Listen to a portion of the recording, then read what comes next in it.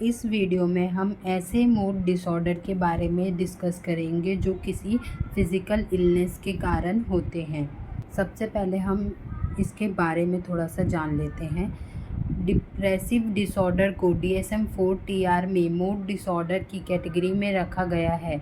इस कैटेगरी में कई तरह के डिसऑर्डर शामिल होते हैं, जैसे major depressive disorder, bipolar disorder, mood disorder due to a medical condition और substance include disorder, cyclothymic disorder. इनके अलावा दो और तरह के मूड डिसऑर्डर भी माने जाते हैं। पहला, सीजनल इफ़ेक्टिव डिसऑर्डर, जो सीज़न के बदलने पर होता है, जैसे विंटर में ज़्यादा सैडनेस फील करना। और दूसरा, पोस्ट पार्टम डिप्रेशन, ये डिलीवरी के बाद वुमेन में होने वाला डिप्रेशन है। प्री मेंस्ट्रुअल डिस्फोरिक डिसऑर्डर को अभी एक पॉसिबल डायग्नोसिस के रूप में स्टडी के लिए प्रपोज किया गया है। हर एक मूड डिसऑर्डर के लिए कुछ खास क्राइटेरिया होते हैं, जिसके बेसिस पर यह तय किया जाता है कि किसी पर्सन को वह डिसऑर्डर है या नहीं।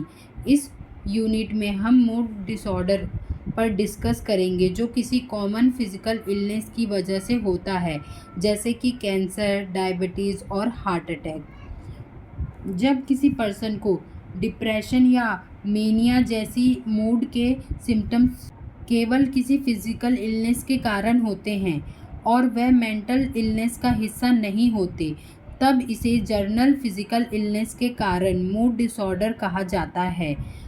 हर 10 में से एक पर्सन जिसे मेजर डिप्रेशन होता है, उसका कारण कोई फिजिकल इलनेस, नशे की लत या किसी और बीमारी का इलाज कराने के लिए दी गई दवाइयाँ हो सकती है।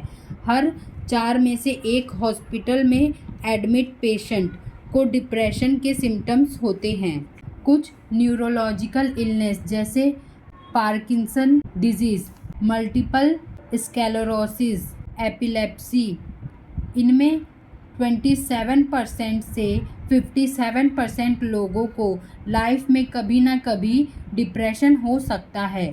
जिन बीमारियों का दिमाग पर सीधे असर नहीं होता, उसमें भी मूड डिसऑर्डर्स हो सकते हैं, जैसे क्रॉनिक किडनी डिजीज़। इसके 8% डिप्रेशन के केसेस पाए जाते हैं। क्रॉनिक आर्टरी डिजीज़, इसमें 90% केसेस पाए जाते हैं। हाइपोथायरॉयडिज्म, इसमें 40% डिप्रेशन के केसेस पाए जाते हैं। DSM-4 के अकॉर्डिंग डायग्नोसिस के लिए ज़रूरी बातें। पहला है मूड में चेंजेस। पर्सन के मूड में बहुत बड़ा बदलाव होना चाहिए, जैसे बहुत ज़्यादा सैडनेस या होपलेसनेस, किसी चीज़ में इंटरेस्ट ना रहना, बहुत ज़्यादा एक्साइटेड होना या मैनिक बिहेवियर करना या चिड़चिड़ापन।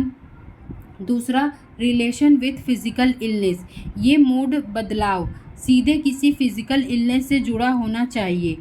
तीसरा, कोई दूसरी मेंटल इलनेस नहीं होनी चाहिए। चौथा, नो कन्फ्यूज़न, मूड चेंजेस केवल तब नहीं होने चाहिए जब पर्सन कंफ्यूज या बेहोश हो। पांचवा, पर्सनल लाइफ और सोशल लाइफ पर इम्पैक्ट, ये सिम्टम्स पर्सन के फैमिली, सोशल या प्रोफेशनल लाइफ को अफेक्ट करते हैं। DSM-4 बताता है कि अगर मेंटल सिम्टम्स जैसे डिप्रेशन या मैनिक एपिसोड्स किसी फिजिकल इलनेस के सीधे फिजियोलॉजिकल इफ़ेक्ट के कारण होते हैं, तो उन्हें mood disorder due to a general medical condition कहा जाएगा। इसका मतलब है कि मेंटल सिम्टम्स फिजिकल इलनेस के कारण है, ना कि किसी मेंटल डिसऑर्डर के खुद के कारण। अब हमें ये क्यों जानना चाहिए कि कौन से फिजिकल इलनेस के कारण डिप्रेशन है और कौन से किसी और वजह से। कई बार मेंटल इलनेस के सिम्टम्स असल में किसी फिजिकल इलनेस की वजह से होते हैं। अगर डॉक्टर ये समझने में गलती कर देते तो असली बीमारी का इलाज छूट सकता है। इससे सीवियर और क्रिटिकल कंडीशन डेवलप हो सकती है, जैसे स्ट्रोक।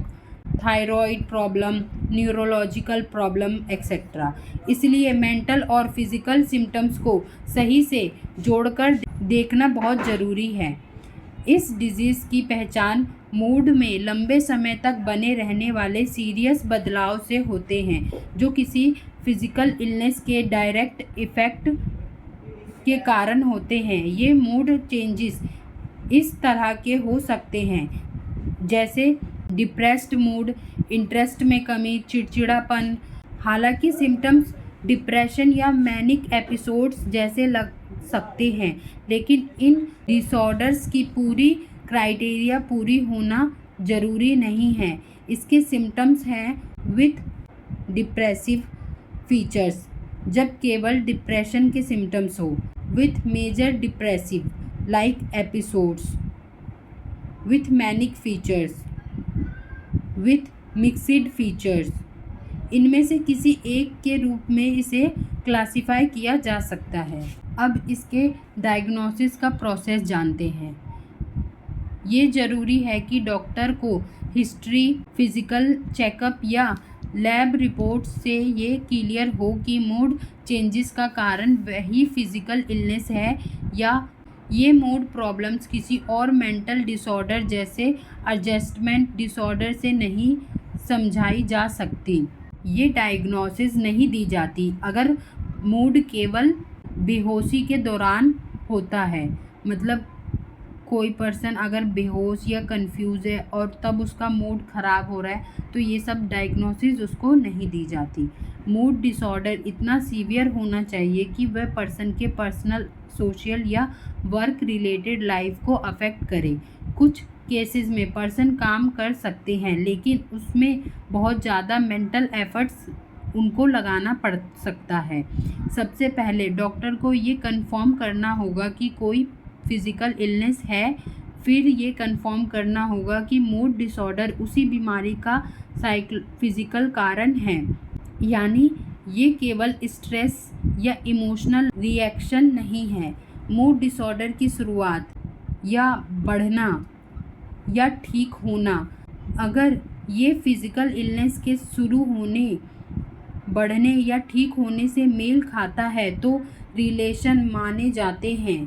अगर मूड डिसऑर्डर के सिम्टम्स प्राइमरी मूड डिसऑर्डर से अलग हैं, जैसे एज का अलग पैटर्न, फैमिली में हिस्ट्री ना होना, तो ये साइन हो सकता है कि कॉज फिज़िकल हैं।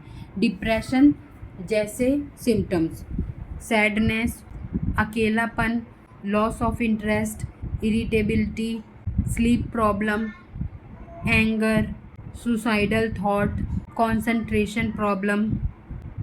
अब मैनिक यानी एक्साइटमेंट सिम्टम्स, ज़्यादा सेल्फ कॉन्फिडेंस, एनर्जी, टॉकेटिव होना, रनिंग थॉट्स, रिस्की बिहेवियर जैसे speed driving, sexual interest, aggressiveness, irritability, anger. ये सब चीज़ें उसके अंदर होनी चाहिए, तभी हम उसको कहेंगे कि ये किसी जर्नल मेडिकल कंडीशन के कारण डिप्रेशन है।